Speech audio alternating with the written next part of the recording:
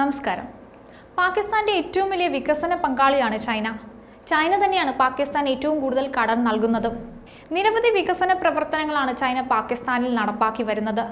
കാര്യങ്ങൾ ഇങ്ങനെയൊക്കെയാണെങ്കിലും പാകിസ്ഥാനിൽ നിന്ന് ചൈനയ്ക്ക് നിരന്തരം തിരിച്ചടികൾ നേരിടേണ്ടി വരുന്നുണ്ട്. പാകിസ്ഥാനിലെ കറാച്ചി അന്താരാഷ്ട്ര വിമാനത്താവളത്തിന് സമീപമുണ്ടായ സ്ഫോടനത്തിൽ 2 ചൈനീസ് പൗരന്മാർ കൊല്ലപ്പെട്ടു. 11 പേർക്ക് പരിക്കേറ്റു. വിമാനത്താവളത്തിന്റെ പല സ്ഥലങ്ങളിലായിട്ടാണ് സ്ഫോടനമുണ്ടായത്. ടാങ്കർ സ്ഫോടനമായതുണ്ടായതെന്നും നിരവധി വാഹനങ്ങൾ തീപിടിച്ച് നശിച്ചെന്നുമാണ് വിവരം. ആക്രമണത്തിൽ കൂടുതൽ ആളുകൾ കൊല്ലപ്പെട്ടിട്ടുണ്ടാകുമെന്നാണ് റിപ്പോർട്ടുകൾ സൂചിപ്പിക്കുന്നത്. സിന്ധ് പ്രവിശ്യയിലെ പവർ പ്രോജക്റ്റിൽ ജോലി ചെയ്യുന്ന ചൈനീസ് എഞ്ചിനീയർമാരുടെ വാഹനവ്യൂഹത്തിന് നേരെയാണ് ആക്രമണം ഉണ്ടായത്.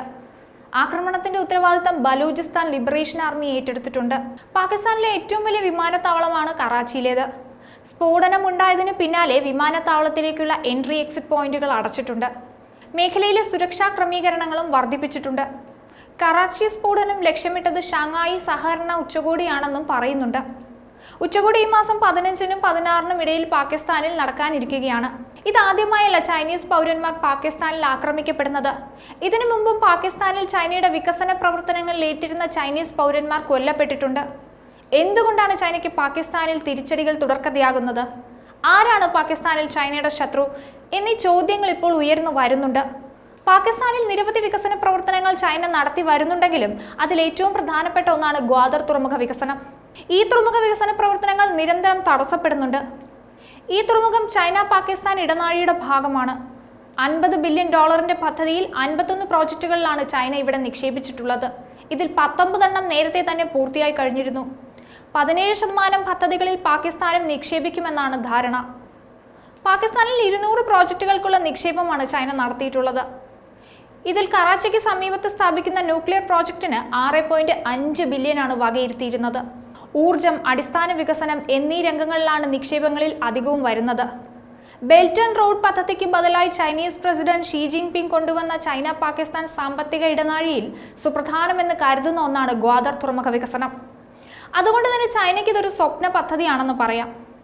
എന്തുകൊണ്ടാണ് ചൈന ഈ പദ്ധതിയിൽ ആക്രമിക്കപ്പെടുന്നതെന്ന ചോദ്യത്തിലേക്ക് വന്നാൽ, ഈ പ്രദേശത്ത് പതിറ്റാണ്ടുകളായി വിഘടനവാദ കലാപം നിലനിൽക്കുന്നുണ്ട്.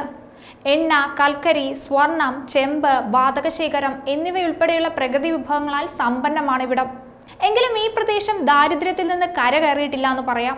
കരകയറാൻ പാകിസ്ഥാനിലെ ഭീകരർ സമ്മതിച്ചിട്ടില്ല എന്ന് പറയുന്നതാകും ശരി. വിസ്തീർണത്തിന്റെ കാര്യത്തിൽ രാജ്യത്തെ ഏറ്റവും വലിയ പ്രവിശ്യ കൂടിയാണിത്.